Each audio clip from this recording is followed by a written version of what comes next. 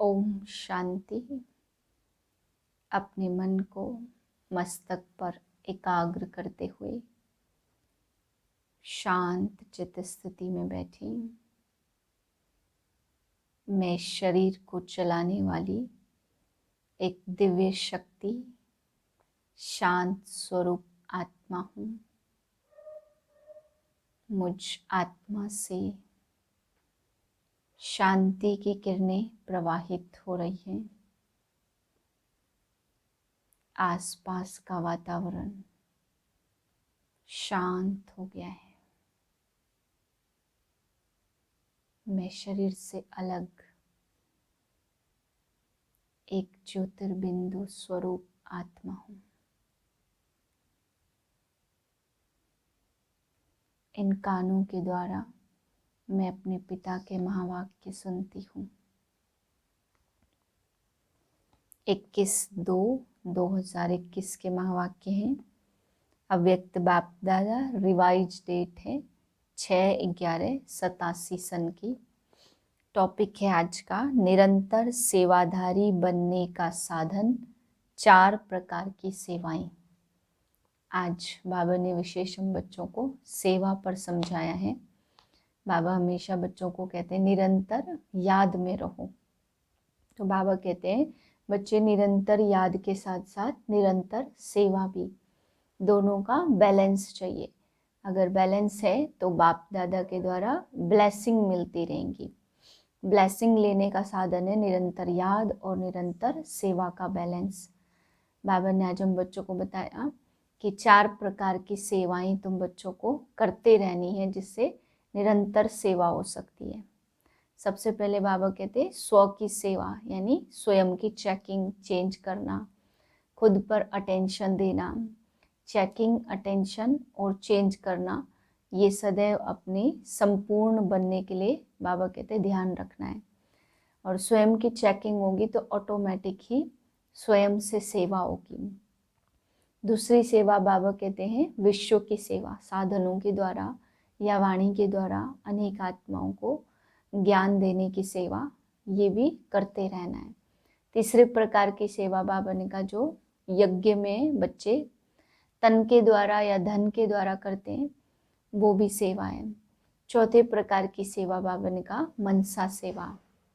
बाबा कहते हैं तुम बच्चे एक स्थान पर बैठे हुए दूर तक बैठी हुई आत्माओं को सकाश दे सकते हो, सेवाएं कर सकते हो, ज्ञान दे सकते हो, लेकिन उसके लिए श्रेष्ठ वृत्ति, श्रेष्ठ वाइब्रेशन, शुभ भावना, शुभ कामना, इन सारी शक्तियों से भरपूर होंगे, तभी आप एक स्थान पर बैठे अनेक आत्माओं की सेवा कर सकते हैं।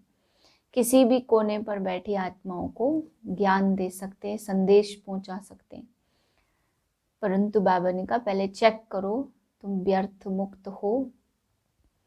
पहले मन को संकल्पों से व्यर्थ मुक्त करना है और फिर उसके बाद मन को मन मना भव के मंत्र में सहज तरीके से उस स्वरूप में स्थित हो, तभी आपके द्वारा बहुत बड़ी सेवा हो सकती है।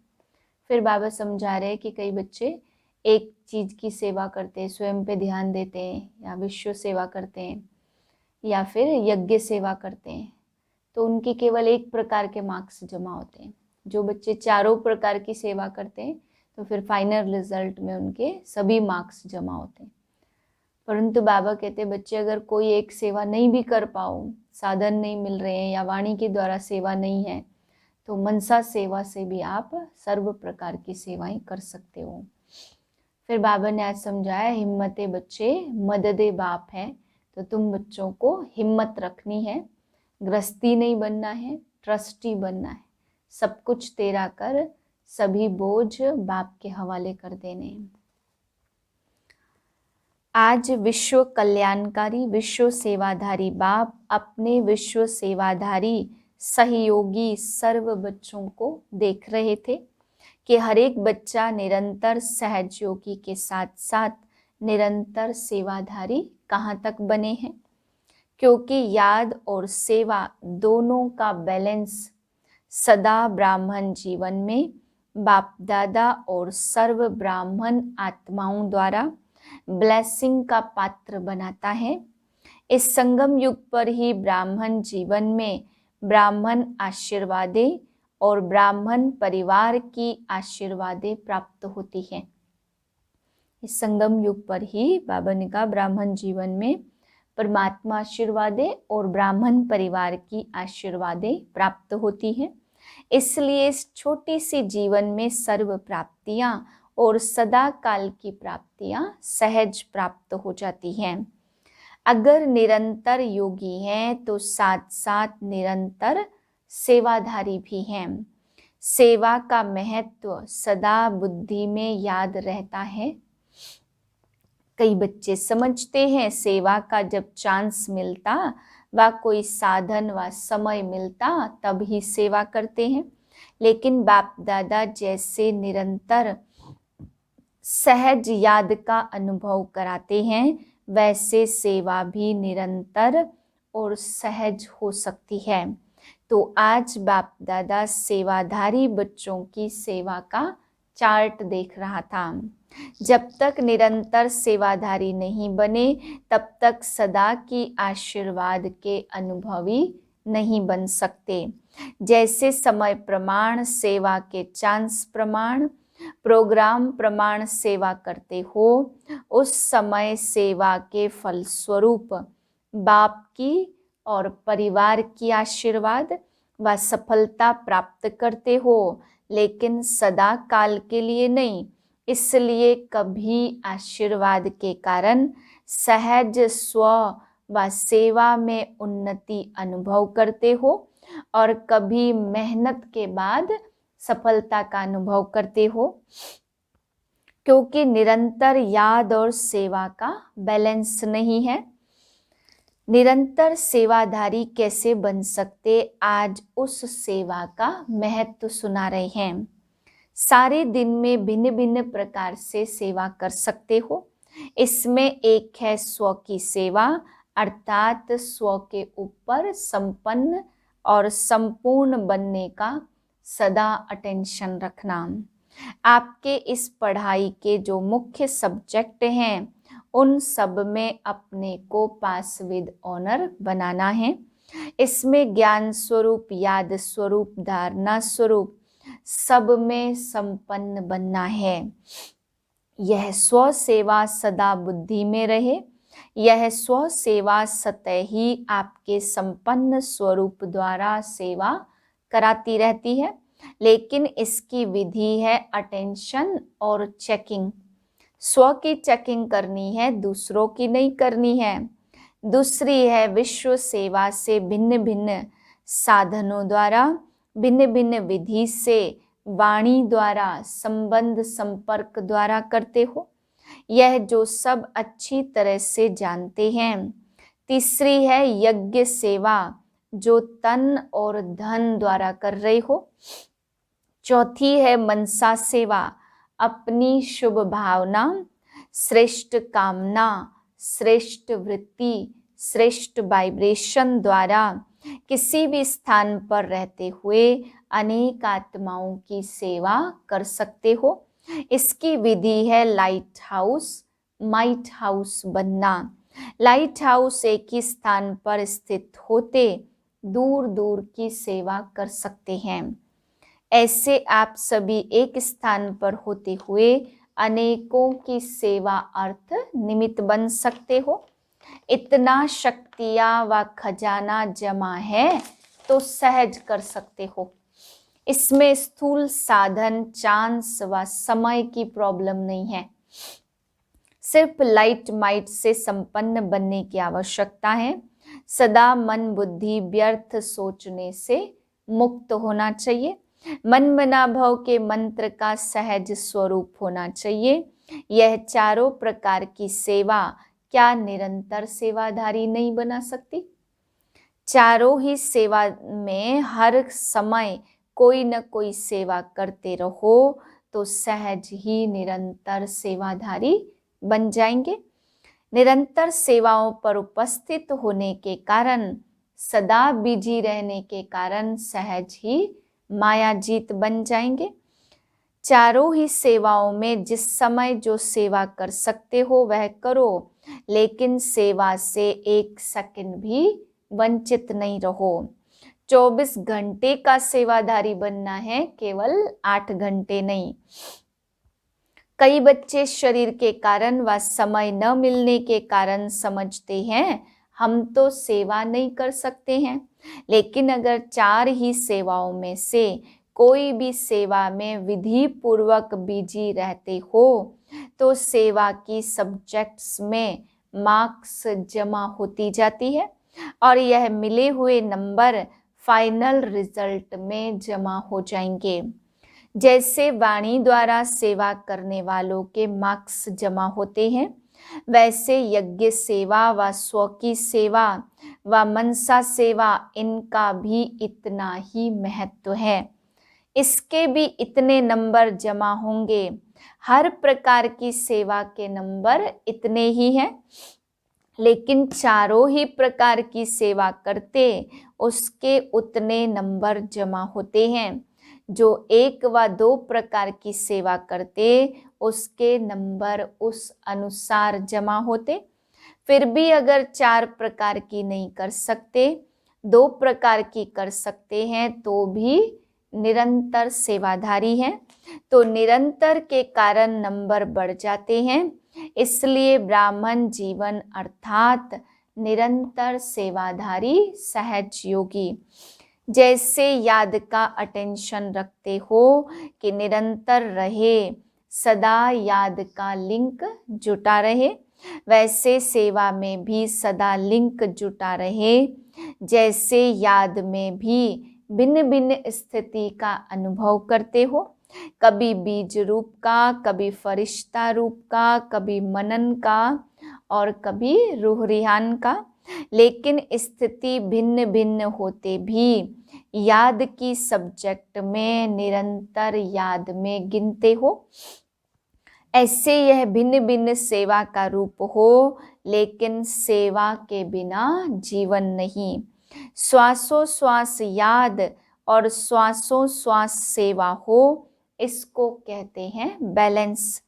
तब ही ब्लेसिंग प्राप्त होने का अनुभव करते रहेंगे और दिल से सदा स्वतः ही यह आवाज निकलेगा कि आशीर्वादों से पल रहे हैं, आशीर्वाद से उड़ती कला के अनुभव से उड़ रहे हैं, मेहनत से युद्ध से छूट जाएंगे, क्या क्यों कैसे इन प्रश्नों से मुक्त हो सदा प्रसन्न रहेंगे।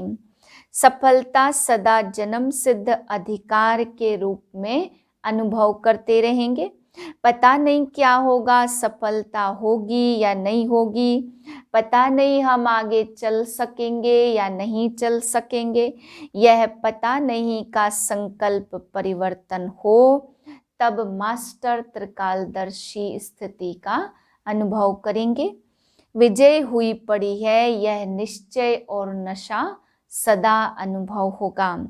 यही ब्लेसिंग की निशानियां हैं, समझा। ब्राह्मण जीवन में महान युग में बाप दादा के अधिकारी बन फिर भी मेहनत करनी पड़े, सदा युद्ध की स्थिति में ही जीवन बिताएं, यह बच्चों के मेहनत की जीवन बाप दादा से देखी नहीं जाती। इसलिए निरंतर योगी, निरंतर सेवाधारी बनो, समझा। अच्छा, पुराने बच्चों की आशा पूरी हो गई है। पानी की सेवा करने वाले सेवाधारी बच्चों को आफरीन है, जो अनेक बच्चों की आशाओं को पूर्ण करने में दिन रात सहयोगी है। निद्रा जीत भी बन गए तो प्रकृति जीत भी बन गए। तो मधुबन के सेवाधारियों को चाहे प्लान बनाने वाले, चाहे पानी लाने वाले, चाहे आराम से रिसीव करने वाले, रहाने वाले, भोजन समय पर तैयार करने वाले, जो भी भिन्न भिन्न सेवा के निमित्त हैं, उन सबको थैंक्स देना। बाप दादा तो दे ही रहे हैं, दुनिया पानी पानी करके चिल्ला रही है और बाप के बच्चे कितना सहज कार्य चला रहे हैं। बाप दादा सभी सेवाधारी बच्चों की सेवा देखते रहते कितना आराम से आप लोगों को मधुबन निवासी निमित्त बन चांस दिला रहे हैं। आप भी सहयोगी बने हो ना। जैसे वह सहयोगी बने तो आपको उसका फल मिल रहा है, वैसे आप सभी भी हर कार्य में जैसा समय उसी प्रमाण चलते रहेंगे तो आपके सहयोग का फल और ब्राह्मणों को भी मिलता रहेगा। बाप दादा मुस्कुरा रहे थे, सतयुग में दूध की नदियां बहेंगी, लेकिन संगम पर पानी घी तो बन गया ना। घी की नदी नलके में आ रही है, पानी घी बन गया तो अमूल्य हो गया ना। इसी विधि से अनेकों को चांस देते रहेंगे। फिर भी देखो दुनिया में और आप ब्राह्मणों में अंतर है ना। कई स्थानों से फिर भी आप लोगों को बहुत आराम है और अभ्यास भी हो रहा है। इसलिए राजयुक्त बन हर परिस्थिति में राजी रहने का अभ्यास बढ़ाते चलो। अच्छा, सर्व निरंतर योगी सदा प्रसन्नचित्त त्रिकालदर्शी बन सफलता के अधिकार को अनुभव करने वाले संतुष्ट बच्चों को विधाता वरदाता बाप दादा का याद प्यार और नमस्ते। हम रूहानी बच्चों की रूहानी बाप को नमस्ते। दीदी जी से संकल्प किया और सर्व को श्रेष्ठ संकल्प का फल मिल गया तो कितने आशीर्वादों की मालाएं पड़ती हैं। जो निमित्त बनते हैं उन्हों के भी और बाप के साथ साथ गुण तो गाते हैं ना। इसलिए तो बाप के साथ बच्चों की भी पूजा होती है। पार्टियों से मुलाकात, आप सभी श्रेष्ठ आत्माएं सबकी प्यास बुझाने वाले हो ना। वह है स्थूल जल और आपके पास है ज्ञान अमृत। जल अल्प काल की प्यास बुझाकर तृप्त बनाता तो सर्व आत्माओं को अमृत द्वारा तृप्त करने के निमित्त बने हुए हो। महान पुण्यात्मा बन सबकी प्यास बुझाने वाले हो।